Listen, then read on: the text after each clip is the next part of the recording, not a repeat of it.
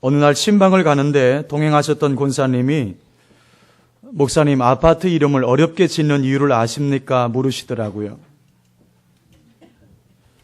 지금은 다 아는 얘기인데 그때만 해도 잘 몰랐던 때라서 그 이유가 뭔데요? 라고 물었습니다. 그랬더니 권사님께서 시어머니가 아파트를 잘 찾아오지 못하도록 하기 위해서 아파트 이름을 어렵게 짓는다고 그러시더라고요. 요즘은 글로벌 시대가 되어서 그런지 이 공동체라는 단어보다는 커뮤니티라는 단어를 많이 쓰는 것 같습니다. 요즘 새로 지는 아파트들 보면 커뮤니티 센터라는 것들도 많이 만드는 것 같아요. 요즘은 동사무소라고 하지 않고 주민센터라고 하는데 이 주민센터도 영어로 보면 커뮤니티 센터입니다.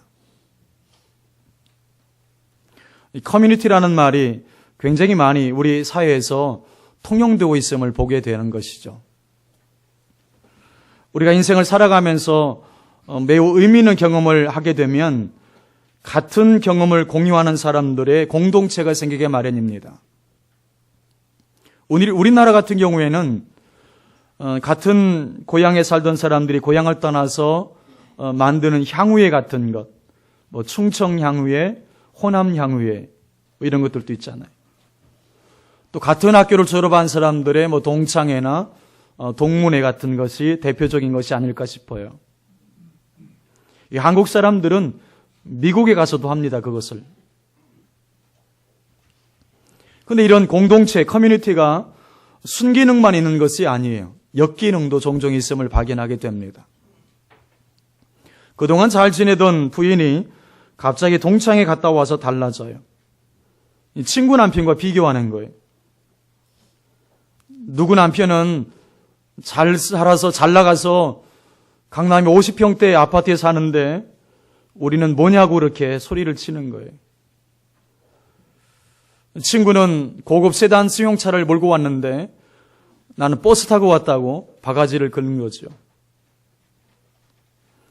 여러분 제일 열받는 게 뭔지 아십니까? 어떤 책에 보니까 열받는 이유가 이것이더라고요. 학교 다닐 때는 공부도 지지리 못하고 미모도 받쳐주지 못했던 애가 남편 잘 만나서 폼 잡고 다니는 꼴을 보면 열받는다 그래요. 여러분도 그러신지 모르겠어요. 이런 공동체의 존재가 선거에도 지대한 영향을 미치고 있습니다. 그래서 지연과 학연의 이 극복은 오늘 한국 사회의 큰 숙제거리로 남아있는 것도 사실이에요. 근데 이것은 우리 한국 사회만의 문제는 아닙니다. 얼마 전에 오바마 대통령의 퇴임식이 있었는데요. 미국의 44대 오바마 대통령이 임기가 시작됐을 때 오바마 정부가 들어섰을 때 정치계와 재계, 경제계죠. 이 모든 사람들이 예일대 출신에서 하버드 출신으로 전부 바뀌었어요. 이 사람만 바뀐 것이 아니라 시스템 자체도 조정이 됐습니다. 이유는 간단합니다. 오바마가 하버드 출신이기 때문입니다. 이제 트럼프 정부가 들어섰는데 그들도 역시 트럼프도 자기 사람 중심으로 내각을 조주겠죠. 그런데 우리나라는 좀 더 심한 거예요. 그래서 우리는 어떤 개인 후보의 자질이나 정책을 따져보기보다는 체면 때문에 찍는 경우가 많이 생긴다는 거예요. 체면에 좌우되는 문화를 우리는 갖고 있어요. 그래서 우리말에는 이 체면이라는 말의 어원이 되는 이 면, 즉 얼굴과 관계된 것들이 많이 있습니다. 몇 가지 보면 내 체면이 안 선다, 면목이 없다, 면색이 있다, 얼굴이 안 선다, 얼굴을 들 수 없다, 그 사람 얼굴이면 통할 것이다, 내 얼굴에 먹칠을 하지 말아다오, 뭐 이런 말도 있어요. 이런 체면 문화가 우리에게 있다는 것이죠. 요즘 인터넷 문화가 확산되면서 동일한 관심을 공유하는 사람들의 커뮤니티가 우후죽순격으로 태어나기도 하고 사라지기도 합니다. 그러나 이 모든 커뮤니티가 순기능적인 기여만 하고 있는 것은 아니에요. 도박 사이트나 자살 사이트도 있고요. 음란 사이트 같은 소위 불건전한 이 커뮤니티들은 역기능을 넘어서 사회에 심각한 문제를 일으키고 있는 것도 사실이에요. 그러니까 공동체가 다 좋은 것은 아니라는 뜻입니다. 오늘 저는 이 모든 커뮤니티 가운데 가장 오랜 역사와 영향력을 가진 그 공동체를 생각해 보려고 합니다. 이 공동체가 바로 교회입니다. 그런데 오늘 본문의 성경이 교회를 가리켜서 믿음과 사랑의 공동체라고 부른다는 점이에요. 믿음과 사랑의 공동체. 즉 교회라고 하는 것은 예수 그리스도를 믿는 사람들이 서로 교제하며 사랑하며 섬기는 공동체라는 것입니다.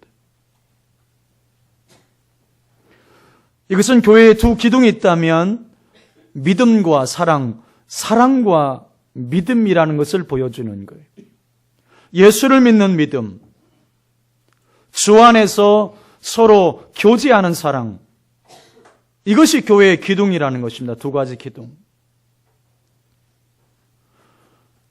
건물이 견고히 서려면 기둥이 견고히 서야 되는 것처럼 교회든 신앙이든 이 두 기둥이 견고히 서야 됩니다. 우리의 신앙의 싸움도 가만히 보면 이 두 기둥, 믿음의 기둥, 사랑의 기둥을 세우고자 하는 싸움일 때가 많이 있어요. 우리가 기도하고 말씀을 읽고 묵상하고 그 말씀에 순종하는 이유, 깊이 들어가 보면 이 두 기둥을 세우기 위한 것일 때가 많이 있어요. 믿음의 기둥과 사랑의 기둥. 근데 믿음의 기둥과 사랑의 기둥이 견고히 서게 되면 하나의 기둥이 더 서게 되는데 바로 그것이 소망의 기둥입니다. 소망의 기둥. 그래서 우리의 신앙이 믿음과 소망과 사랑 이 세 가지를 갖춘 신실한 믿음으로 나아가게 되는 거예요. 우리가 오늘 읽은 이 본문 3장 1절부터 4절의 말씀을 깊이 묵상해 본다면 이런 제목으로도 나눌 수 있다고 생각을 합니다. 건강한 교회와 건강한 성도. 건강한 교회와 건강한 성도. 어떤 교회가 건강하다 할 수 있을까요? 첫째는 새로이 공동체에 들어온 새 가족을 어떻게 돌보느냐. 새 가족에 대한 지대한 관심과 사랑이 그 공동체의 건강성을 체크하는 기준이 될 수 있다는 거예요. 새 가족에 대한 기존 성도의 태도가 교회 건강성의 기준이 될 수 있다는 겁니다. 기존 성도가 해야 될 중요한 일 중에 하나는 새 가족이 들어왔을 때 그들을 사랑으로 섬겨주는 일입니다. 새 가족이 들어오면 손잡아주고 잘 정착할 수 있도록 기도해주고 격려해주고 칭찬해주는 것. 이것이 기존 성도가 해야 될 중요한 일들이에요. 사람은 어느 곳에 가든지 자기가 인정받기를 원하고 환영받기를 원하는 거예요. 교회에 사람이 들어왔을 때 그 성도 역시 내가 그 교회를 통해서 환영받고 싶은 것이죠. 그것은 누구나 다 마찬가지인 거예요. 2월 추천도서가 감동 있는 교회는 첫인상부터 다르다는 책을 2월 추천도서로 드렸죠. 그 책에 보면 감동 있는 교회와 그렇지 않은 교회의 차이, 또 되는 교회와 안 되는 교회의 차이점을 설명하는 부분이 있어요. 여러분, 되는 교회가 있고 안 되는 교회가 있는데 안 되는 교회는 어떤 모습이냐면 아마 한글 번역자가 한국식으로 번역한 것 같아요. 새 가족이 오면 소, 닭 쳐다보듯이 한다는 거예요. 관심이 없다는 거예요. 우리 2층에 올라가면 주영광 레스토랑이 있는데 거기서 새 가족의 얼굴이 마주쳤는데도 마주쳤을 때 환영합니다. 잘 오셨습니다. 그 말 한마디 해주면 되는데 그것조차도 안 한다는 거죠. 그런데 되는 교회는, 감동 있는 교회는 어떤 모습이냐면 애지중지한다는 거예요. 매우 사랑스럽게 여기고 귀중하게 여긴다는 거예요. 마치 손자, 손녀를 애지중지하는 것처럼 그들을 돌봐주고 그들 앞에서 웃어주고 그들을 사랑으로 섬겨준다는 거예요. 그런 교회가 안 될 수가 없는 거죠.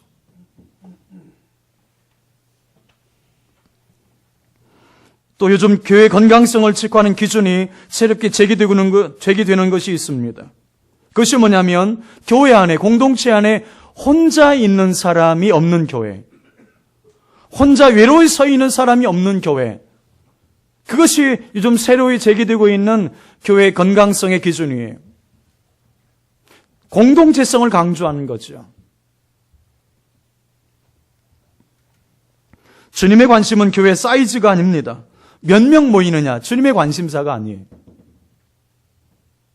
그 성도를 위해서 몇 명이나 기도해 줄 수 있느냐, 그 성도 주변에 몇 명이나 함께하고 있느냐, 그것이 주님의 관심이라는 거예요. 지금 여주에서 목회하고 있는 목사님으로부터 들은 이야기를 한번 나누고 싶습니다. 구역장 세미나 때 한번 나눴는데요. 그 동네에 이단인 하나님의 교회가 들어왔다는 거예요. 근데 하나님의 교회 다니는 성도의 자녀가 한밤중에 아파서 응급실에 실려가는 일이 있었다는 것입니다.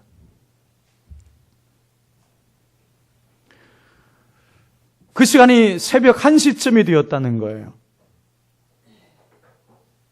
응급실에 실려가면서 구급차 안에서 이분이 너무 다급해서 목사님 교회 다니는 그 집사님에게 응급실로 와달라고 부탁을 했다는 것입니다. 두 분이 친구 관계였대요. 그러니까 하나님의 교회 다니는 그분과 목사님 교회를 다니는 그 집사님과 친구 관계였다는 것입니다. 너무 다급하니까 그분이 생각나서 구급차를 타고 가면서 그 집사님에게 전화를 한 거예요. 응급실에 좀 와달라고. 그 집사님도 정신없이 준비해가지고 응급실로 달려갔죠. 근데 응급실에 도착해서 깜짝 놀랐다는 거예요. 그 응급실 앞에 무려 대충 세어봐도 한 40여 명의 사람들이 와 있더라는 거예요. 하나님의 교회 성도들이었던 거죠. 그 시간이 무려 새벽 2시 가까이 됐을 때라는 거예요. 그때 그 집사님의 마음속에 이런 생각이 들더라는 거예요. 만약에 내 아들이 한밤중에 아파서 응급실에 실려왔다면 과연 우리 교회 성도들은 몇 명이나 와줄까? 그 생각이 들더라는 거예요. 그걸 목사님에게 얘기를 하더라는 거예요. 똑같이. 과연 내 아들이, 내 자녀가 한밤중에 아파서 응급실에 실려왔을 때, 그 새벽 2시경이 됐을 때 과연 우리 교회 성도들이라면 몇 명이나 와줄 수 있을까? 그 생각이 들더라는 거예요. 이단보다 못한 사랑 아닐까 생각이 드는 거예요. 이단보다 못한 사랑이 아닐까. 한 성도가 기뻐하면 같이 기뻐할 수 있고, 한 성도가 아파하면 같이 아파할 수 있는 교회. 한 성도가 병원에 입원했어요. 같이 아파하는 거죠. 한 성도가 합격을 했어요. 승진을 했어요. 함께 기뻐하는 교회. 함께 울고 함께 울어주는 교회. 여러분, 그것이 진정한 교회인 줄로 믿습니다. 그것이 주님이 원하셨고 세우길 원하셨던 교회의 모습이에요. 바로 우리 교회가 그런 교회가 되어가야 합니다. 그런 교회는 누구나 오고 싶어하는 교회가 되지 않겠습니까? 또 어떤 성도를 건강하다 말할 수 있을까요? 둘째는 흔들림이 없는 성도예요. 환경이나 상황에 따라서 흔들리는 사람은 건강한 것이 아니죠. 어떤 사람은 사람의 말 한마디에도 흔들리는 사람이 있어요. 건강하지 않은 거예요. 여러분, 흔들리지 않는다는 것은 어떤 의미가 있을까요? 하나님을 철저히 신뢰하는 자, 하나님을 철저히 믿는 자라는 의미가 있는 거죠. 하나님을 철저히 믿기 때문에, 신뢰하기 때문에 그 믿음으로 흔들리지 않는 거예요. 그 믿음으로 흔들리지 않는 거예요. 우리가 인생을 살다 보면 어려움을 만나면 그동안 숨겨왔던 것들이 하나씩 하나씩 드러나게 돼 있어요. 그 이미지를 잘 담은 것이 있다면 구정물통이 아닌가 생각이 되어져요. 여러분, 구정물통 아십니까? 옛날 저희 시골집에는 구정물통이 있었어요. 돼지밥이죠. 여러분, 구정물통도 평소에는 위에 맑은 물이 떠 있어요. 근데 밥 주려고, 돼지 밥 주려고 한번 막대기를 휙 저으면 밑에 있는 찌꺼기들이 다 올라와요. 그 찌꺼기의 종류도 아주 다양했죠.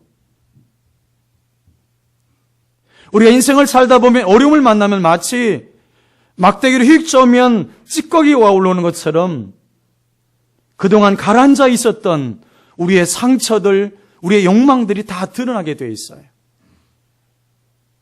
가장 분명하게 드러나는 것은 우리의 믿음이에요.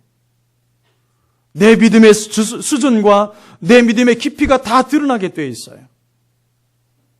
그동안은 숨길 수가 있었어요. 평소에는 예수 잘 믿는 것처럼 포장할 수 있었어요. 그런데 내 삶의 문제를 만나게 되면, 내 삶에 어려움이 닥치게 되면, 한순간에 건강을 잃어버리게 되면, 사업 자금이 바닥나 보면, 결혼한 자녀가 이혼한다고 매일매일 전화하고 힘들게 할 때, 여러분, 그때 내 믿음이 어느 정도인지가 드러나게 돼 있어요. 그때는 숨길 수가 없어요. 내가 정말 믿은 건지 아니면 믿는 척 했던 것인지를 그때 드러나게 되어 있습니다. 그러나 건강한 성도, 정말 믿음이 좋았던 성도는 그때 믿음이 진가를 발휘하게 됩니다. 더 하나님 앞에 기도하기 시작합니다. 어려움이 만나면, 문제를 만나면 하나님의 말씀에 더 순종하려고 합니다. 하나님을 더 의지하려고 합니다. 어찌 보면 평소의 믿음을 잘 준비하면 고난의 때에 그 믿음의 역사를 체험하기 시작하는 거예요. 성도는 믿음만큼 복을 받아요. 믿음의 그릇만큼 쓰임을 받아요. 그래서 믿음이 복이라고 하는 거예요. 그러니 교회의 최고의 자산, 믿음입니다. 성도의 최고의 자산, 믿음이에요. 우리 젊은이들은, 우리 청년들은 세상에서 잘 쓰임받으려고 자기 실력과 능력을 잘 준비해 갑니다. 자기 스펙을 쌓는 일에 여념이 없어요. 잘 하시는 거예요. 근데 한 가지 소홀한 게 있어요. 정말 중요한 것 한 가지를 소홀히 하고 있다는 거예요. 그것이 바로 믿음이에요. 자신의 믿음을 준비하고 자신의 믿음을 키워가는 일에 소홀히 하고 있어요. 관심이 없어요. 여러분, 그렇지만 믿음의 그릇을 잘 키워가면 주님께 소중하게 쓰임받는 인생이 될 줄로 믿습니다. 믿음이 없이는 주를 기쁘시게 할 수 없어요. 오늘 특별히 5절부터 8절을 중심으로 말씀을 나누려고 합니다. 오늘 배경이 되는 데살로니가 교회는 여러분 아시는 대로 바울이 개척한 교회입니다. 개척한 지 얼마 안 된 교회가 어떤 칭찬을 받느냐면 믿는 자의 본이 되는 교회라는 칭찬을 받아요. 바울은 이 말을 하는데 주저하지 않아요. 오랜 역사와 전통을 가지고 있어야 영향력을 끼치는 것은 아니라는 뜻이에요. 얼마 개척된 지 얼마 안 됐을지라도 하나님의 말씀에 순수하게 반응하고 그 말씀에 순종하며 살아가는 교회라면 하나님의 역사를 이루어갈 수 있다는 뜻입니다. 바울은 데살로니가 교회를 가리켜서 믿음과 사랑의 공동체라는 말을 써요. 믿음과 사랑의 공동체다. 얼마나 감동되는 말인지 몰라요. 믿음과 사랑의 공동체.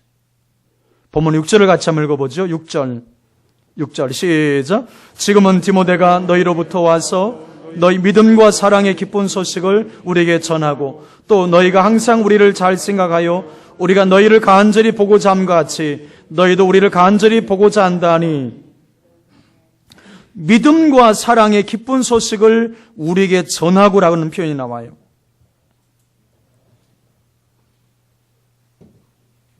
바울이 데살로니가 교회의 상황을 파악하기 위해서 디모데를 파송했어요. 그런데 디모데가 돌아와서 어떤 보고를 하냐면 데살로니가 교회는 믿음과 사랑으로 행하는 교회입니다라는 말을 해요. 믿음과 사랑으로 행하는 교회입니다. 얼마나 기뻤을까요? 또 이 말을 듣고 교회의 주인이신 주님이 얼마나 기뻐했을까요? 여러분, 그렇다면 믿음과 사랑의 공동체가 되려면 어떤 것이 필요할까요? 오늘 본문이 그것을 말해주는 거예요. 또 믿음과 사랑으로 행한다는 말이 무슨 말일까요? 믿음과 사랑의 상관관계는 어떤 것일까요? 오늘 이 본문을 통해서 그래서 우리가 믿음과 사랑의 공동체를 세워가는 몇 가지 원리를 함께 배우려고 합니다. 첫째는 성도의 현재 상태는 그의 믿음이 대변해 준다는 거예요. 성도의 현재 상태는 그의 믿음이 대변해 줍니다.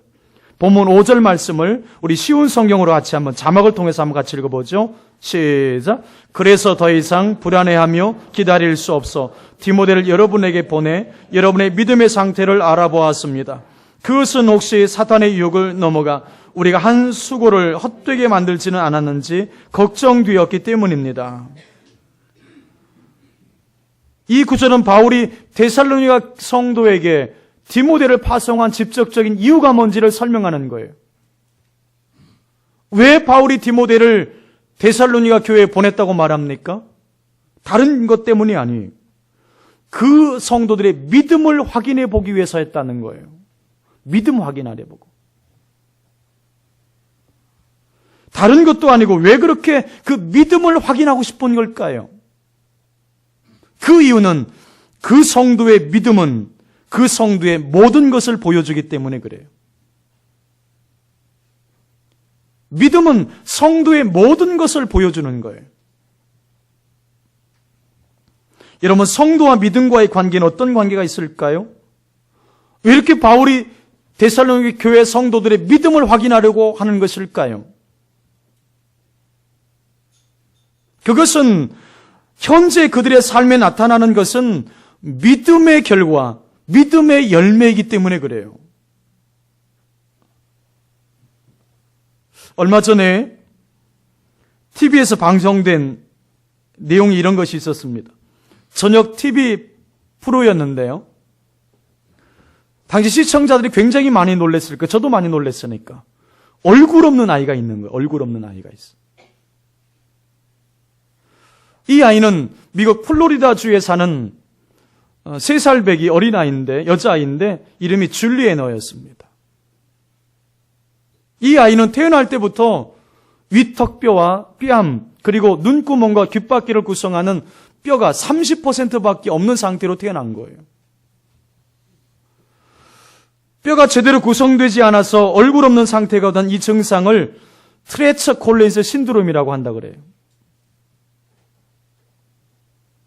이 아이는 지금까지 트레처 콜린스 신드롬의 아이들 중에서 최고로 나쁜 상태의 아이라고 의사가 이야기하더라고요.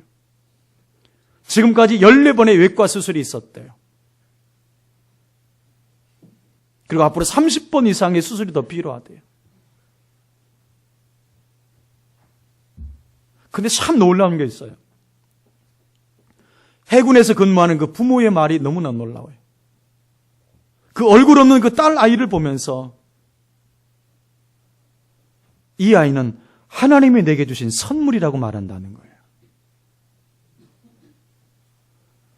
공중파에서 똑같이 그 말을 해요. 여과 없이 얘기하더라고요.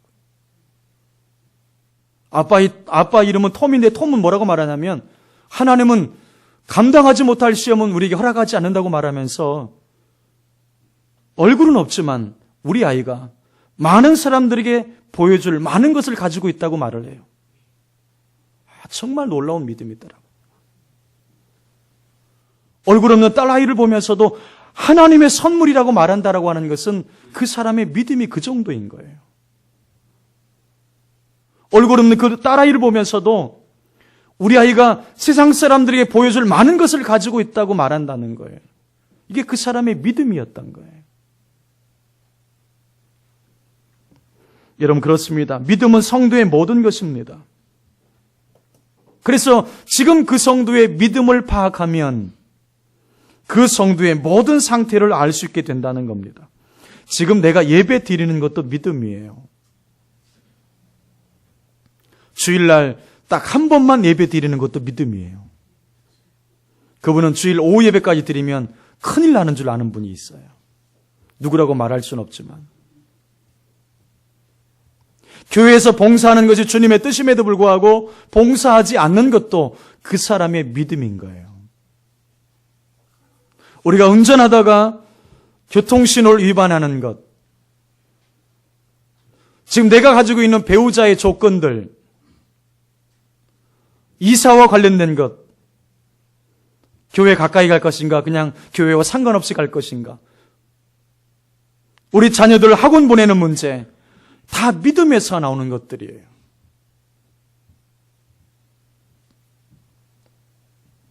여러분, 그렇습니다. 믿음은 성도의 모든 것입니다. 하나님께서 사람을 판단하시거나 그를 의롭다 하시는 것도 믿음이에요. 하나님께서 가인의 제사보다 아벨의 제사를 더 높게 평가하신 것도 그의 믿음이었습니다. 12해를 혈루증을 앓았던 여인이 하나님의 치료를 받은 것도 그 여인의 믿음 때문이었습니다. 하나님은 다른 어떤 것을 가지고 판단하시는 것이 아니에요. 나의 믿음을 가지고 판단하시는 거예요.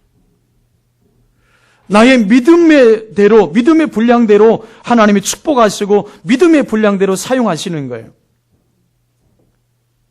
그래서 토마스 아퀴나스는 이런 말을 했습니다. 믿음이 있는 사람에게는 어떠한 설명도 필요 없다. 하지만 믿음이 없는 사람에게는 어떠한 설명도 불가능하다. 믿음 없는 사람하고 얘기해 보세요. 답답해요. 말이 안 통해요. 함께 기도합시다 그러면 그게 무슨 기도할 제목이냐고 말을 해요. 내 믿음대로 될지어다. 내 믿음이 크도다. 믿는 자에게 능치 못할 일이 없느니라. 믿으면 하나님의 영광을 보리라. 그 믿음으로 승리하시는 우리 주영광의 가족이 될 수 있기를 축복합니다. 그래서 성도는 믿음으로 말하는 거예요. 믿음은 성도의 모든 것이에요. 두 번째는 진정한 경건은 믿음과 사랑의 결합입니다. 본문 6절 말씀을 쉬운 성경으로 같이 한번 읽어보죠. 쉬운 성경으로 자막으로 통해서 읽어봅니다. 시작. 그러나 방금 디모데가 돌아와 여러분의 믿음과 사랑에 대한 기쁜 소식을 전해주었습니다. 디모데는 여러분이 언제나 우리를 좋게 생각하여 우리가 여러분을 보고 싶어하는 만큼이나 여러분도 우리를 보고 싶어한다고 말해 주었습니다. 6절의 말씀을 보면 방금 디모데가 돌아와 그랬습니다. 그러니까 바울은 이 편지를 디모데가 귀환한 직후에 쓴 것으로 되어 있는 것으로 보여져요. 그러니까 5절과 6절 사이에는 시간적인 상당한 간격이 있는 것으로 보여집니다. 어쨌든 여기서 말하는 믿음은 하나님을 향한 성도의 특징적인 태도예요. 그런데 사랑은 사람을 향한, 인간을 향한 성도의 특징적인 태도를 보여주는 거예요. 각각의 대상이 달라요. 믿음은 하나님을 향하는 것이고 사랑은 옆에 있는 사람을 향하는 거예요. 데살로니가 교회를 다녀온 디모데의 보고가 어떠했습니까? 데살로니가 교인들이 하나님을 향한 굳건한 믿음을 바탕으로 해서 환난 가운데서도 서로 사랑하면서 잘 이겨내고 있다는 이야기를 듣게 돼요. 지금 상황이 좋지는 않아요. 교회가 핍박을 당하고 있는 거죠. 위기를 만난 거예요. 근데 성도들이 서로 사랑함으로써 이 모든 어려움을 이겨내고 있다는 소식을 디모데를 통해서 듣게 된 거예요.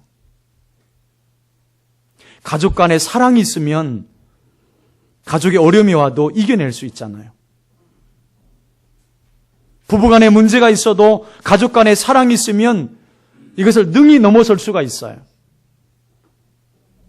얼마 전에 월간 아버지라고 하는 책을 다시 보게 됐는데요. 도란노 아버지 학교에서 내는 그런 책입니다.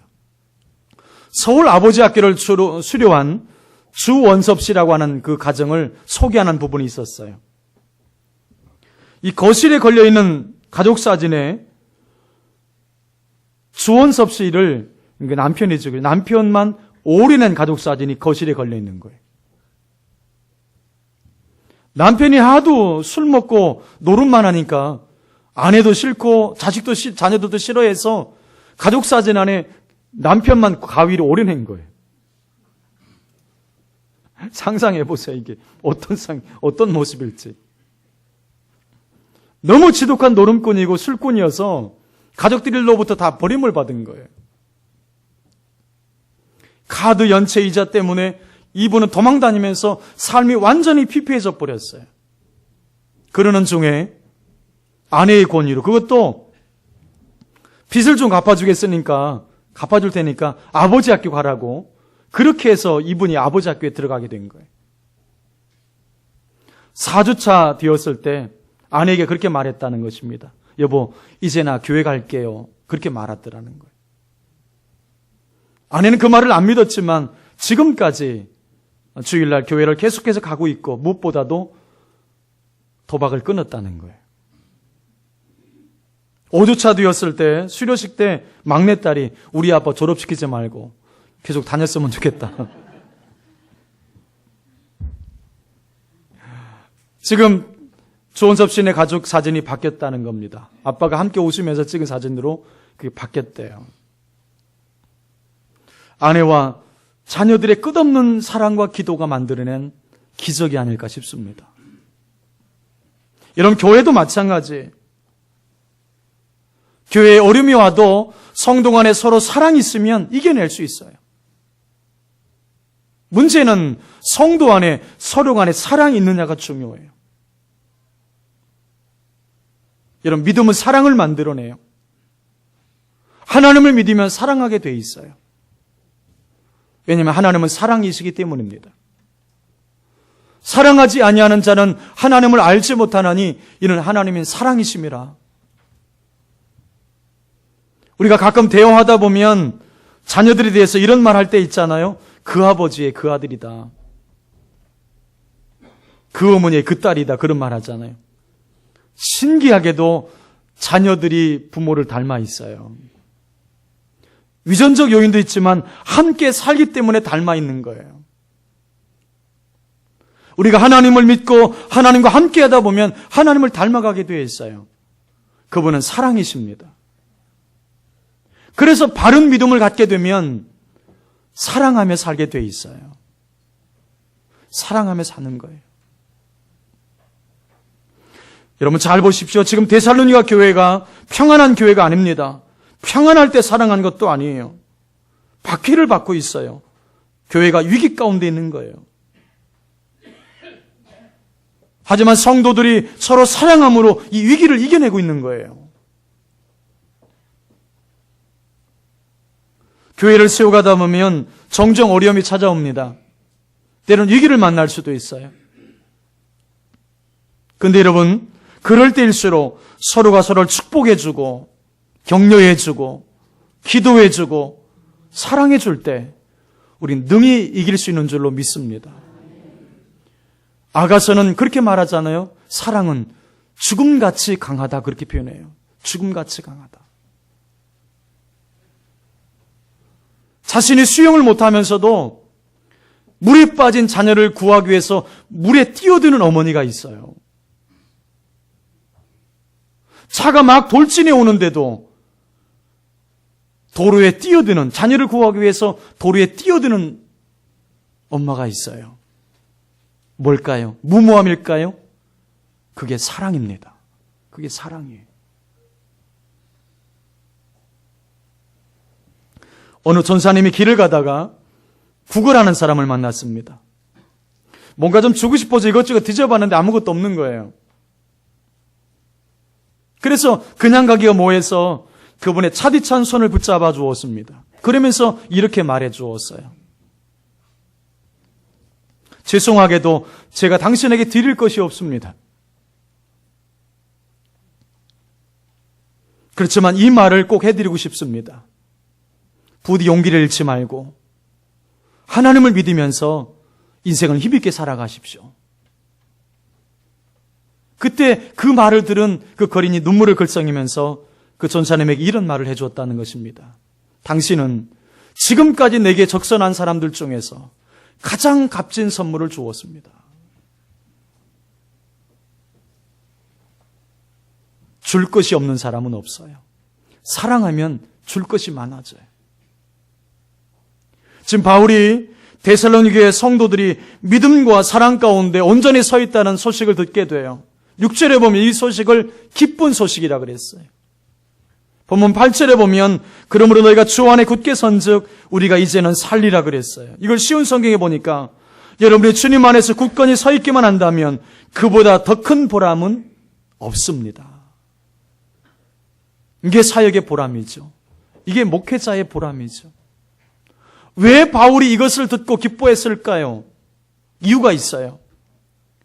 믿음과 사랑의 결합이 진정한 경건을 보여주는 것이었기 때문입니다. 여러분, 신앙생활에서 중요한 것 중에 하나는 균형이에요. 균형.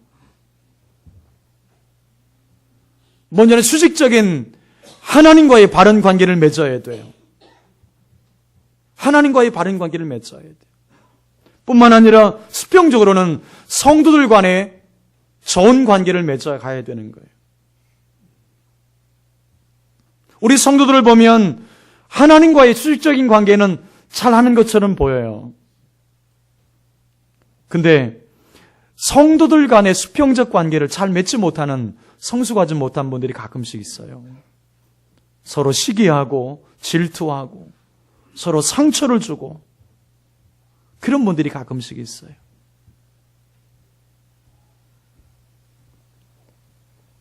사랑하신 여러분, 성도는 이 땅의 삶 가운데 본질적으로 사랑하며 살아야 되는 존재입니다. 레이몬드 룰은 이렇게 말합니다.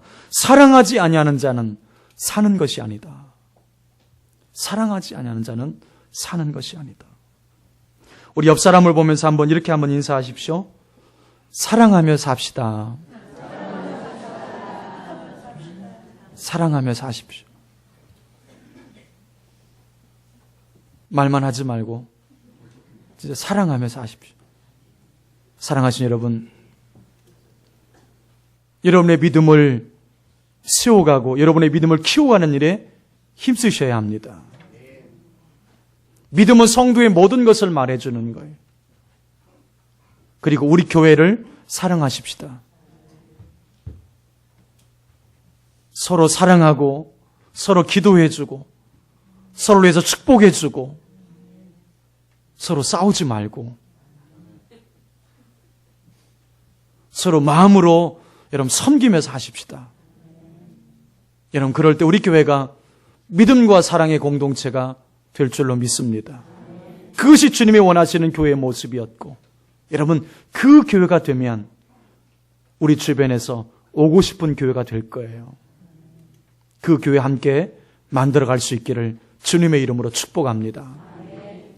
우리 함께 같이 기도하면 좋겠습니다.